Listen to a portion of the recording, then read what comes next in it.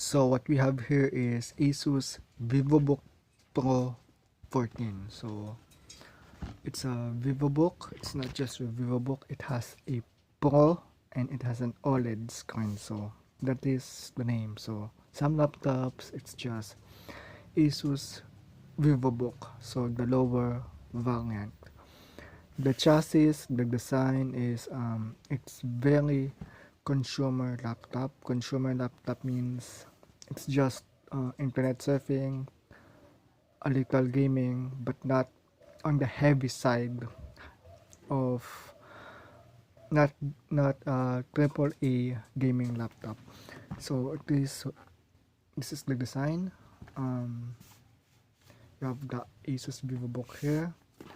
The ports, USB 3.0 to USB 3.0, HDMI, and there is an SD card slot here. Charging port, earphone, headphone jack. So it does not feel metal to me, but again, this is I consider this a powerful specification. So this is Ryzen 9 and it is paired with NVIDIA GeForce RTX 3050. So the charger for that is this.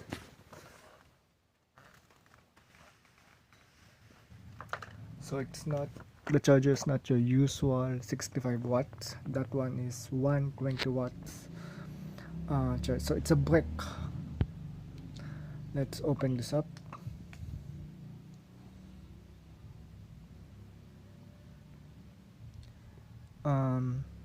So it has a backlit keyboard, white backlit keyboard, so it's not RGB. The trackpad, you can convert this to a number pad for calculator function. So I'll show you right now.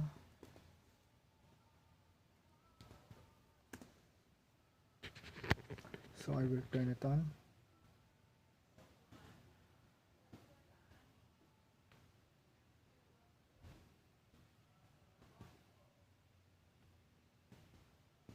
So you have a number pad in your laptop.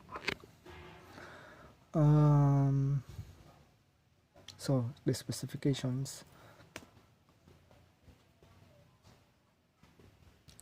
So this is running at Ryzen 9 5900HX. So the equivalent of that is Core i9 11th Gen, AMD Radeon graphics, and NVIDIA GeForce RTX 3050. So this is and the resolution is, this is a 2K OLED panel. So it has a better screen resolution, so it's more bright, the colors are more sharp. So compared with other non-OLED laptops, so 3K OLED, this is 2080 by 1800. So the average laptop can only go here 1920 by 1080. So I like to compare this with Asus Zephyrus G14. The Zephyrus G14 has an average of 1920 by 1080. So screen wise, based on the screen, the LCD, the LCD panel, this laptop is a little better than the Zephyrus G14. But the big but, personally, I will not choose between the two, Asus Vivobook or Asus Zephyrus. I will always choose the Zephyrus lineup over the Vivobook. So always go for the Zephyrus G14. The Zephyrus G14 also has a GTX 1650. So the Zephyrus, it looks like it is less powerful than this Vivobook, but again, I will still choose the Zephyrus. So for the design, for its metallic feel, even though this laptop will outperform a GTX 1650 Ryzen 5 Zephyrus. See, you have Ryzen 3, Ryzen 5, Ryzen 7, and Ryzen 9. So the highest, the top CPU. And the Zephyrus, it has Ryzen 7, so the lower variant. But again, I'll still choose the Zephyrus.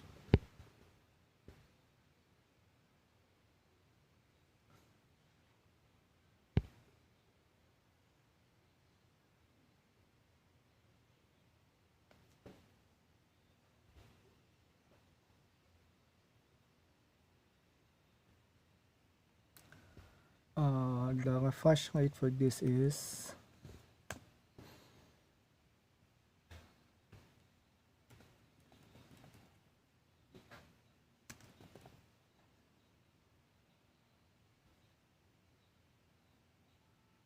90 Hertz.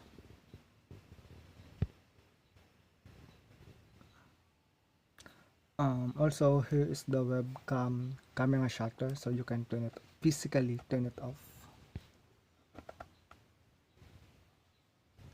Since this is a gaming laptop, let's do a benchmark test.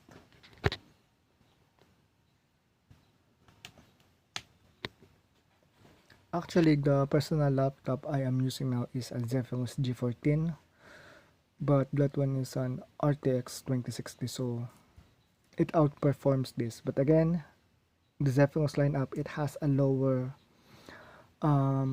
variant. So this laptop, Asus Vivobook Pro 14 OLED, can outperform the lower tier of Zephyrus, the lower variant of Zephyrus G14.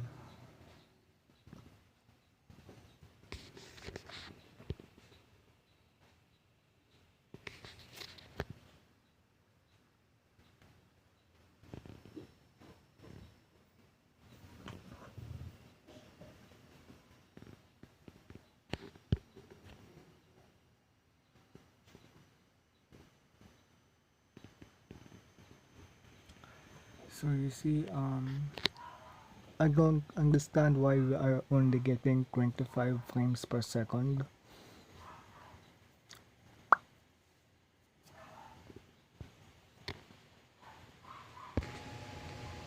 So it's stuck at 25 frames per second. So the Zephyrus lineup will not give you that score. Let us do a benchmark test.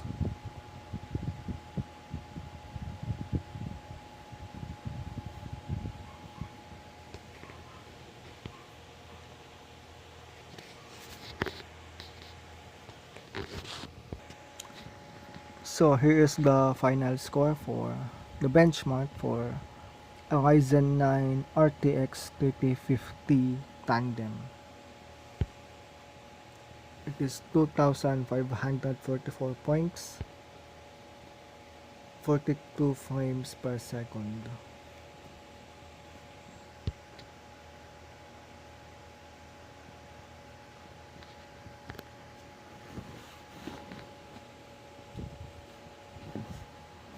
So it has slim bezels on the sides, which is expected, slim bezel at the top, and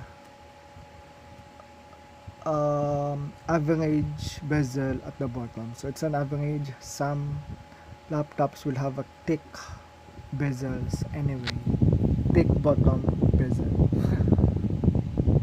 So overall, on paper, Asus Vivobook Pro 14 OLED may be a little better than the lowest variant of Zephyrus G14.